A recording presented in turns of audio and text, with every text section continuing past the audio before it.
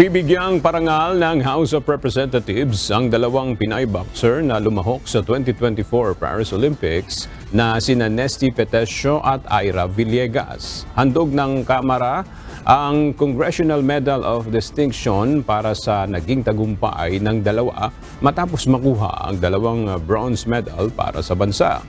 Pinagtibay din ang House Resolution 1917 na kumikilala at nagbibigay pugay sa mga atleta at sa buong delegasyon ng Pilipinas para sa kanilang pambihira at makasaysayang paglahok sa 2024 Paris Olympics. Noong nakaraang linggo, pinagtibay ang resolusyong magagawad din ng Congressional Medal of Excellence kaya double gold medalist Carlos Yulo.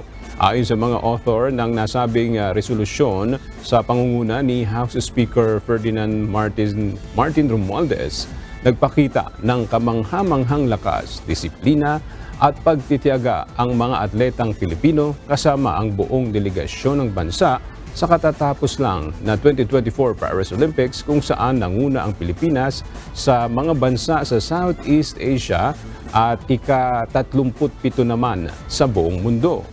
Dahil dito, kinikilala at pinasasalamatan nila at ng buong sambayan ng Pilipino ang mga atleta dahil sa labis na karangalang ibinigay ng mga ito para sa bansa.